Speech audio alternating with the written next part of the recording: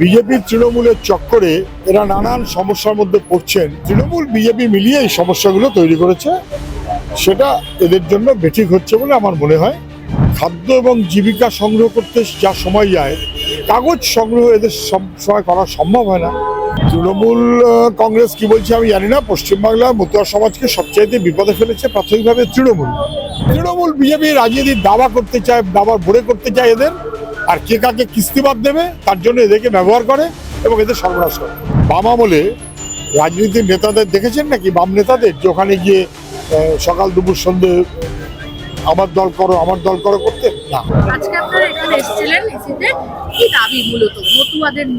আমরা মতুয়া সমাজের প্রতিনিধিদের নিয়ে আমি উপস্থিত ছিলাম, সিইও দপ্তরে এসেছিলাম। সিইও এবং স্পেশাল অফিসার দুজনেই ছিলেন।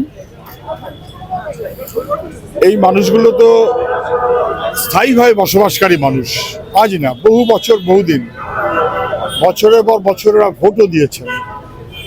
কিন্তু বিজেপির তৃণমূলের চক্করে এরা নানান সমস্যার মধ্যে পড়ছেন।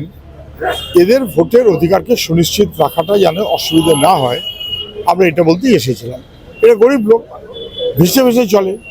এদের সবার খাদ্য এবং জীবিকা সংগ্রহ করতে যা সময় যায়, কাগজ সংগ্রহ এদের সময় করা সম্ভব হয় না। বাস্তবতাই আমাদের দেশে দারিদ্র্য আমরা জানি সবাই। সেই কারণে ছলে বলে এদের খারিজ করে দেওয়ার একটা মনোভাব, এটা যাতে কোথাও কাজ না করে, সেই কারণে আমরা বলতে এসেছিলাম। ওরা শুনেছেন, ওরা পজিটিভলি শুনেছেন, পজিটিভ অ্যাটিটিউড নেবেন বলেই বলেছেন। তৃণমূল কংগ্রেস তো বারবার মতুয়াদের পাশে দাঁড়াচ্ছে, ওদের দাবি যে আমরাই মতুয়াদের জন্য সবটা করছি। তৃণমূল কংগ্রেস কি বলছে আমি জানি না। পশ্চিমবাংলার মতুয়া সমাজকে সবচাইতে বিপদে ফেলেছে প্রাথমিকভাবে তৃণমূল। এরা অনুপ্রবেশকারী, এরা বিদেশি বলে কাগজ ছড়েছিল তো তৃণমূলের নেত্রী, ফলে এদেরকে সন্দেহের মধ্যে ফেলে দিয়েছে তো তৃণমূল। তারপর সেই তৃণমূল ভেঙে বিজেপি, সেই বিজেপি ভেঙে আবার বিজেপি, এসব নানাবিধ সংকট, এটা এদের ব্যাপার। তৃণমূল বিজেপি মিলিয়ে এই সমস্যাগুলো তৈরি করেছে, সেটা এদের জন্য বেঠিক হচ্ছে বলে আমার মনে হয়। এরা বুঝতে পারছেন, এই যারা বলেছিল যে সিএতে অ্যাপ্লাই করলেই সব নাগরিকত্ব হয়ে যাবে, আজকে বোঝা যাচ্ছে যে সব বিষবাও জলে ফেলে দিল।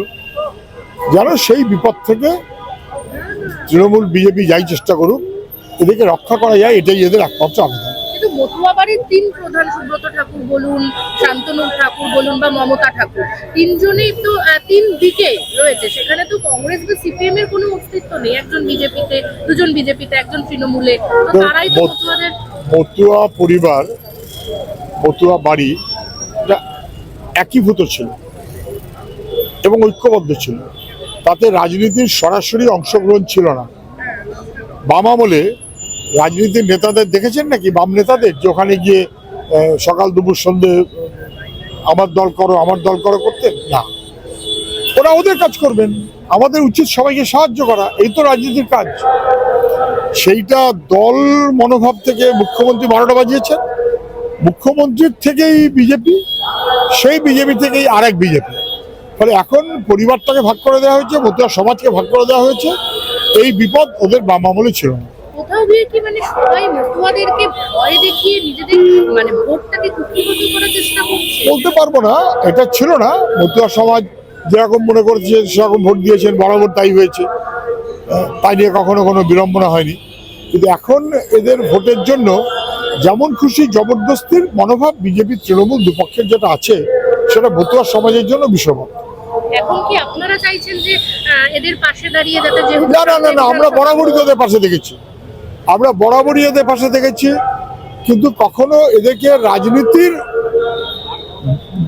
দাবার বড়ে করতে চাইনি, কখনো করতে চাইনি। এরা এদের মতন থেকেছেন, আমরা মতন থেকেছি। এদের যে কোনো ভালো মন্দ সুবিধা যেভাবে সরকারে থাকা উচিত সেভাবে থেকেছে।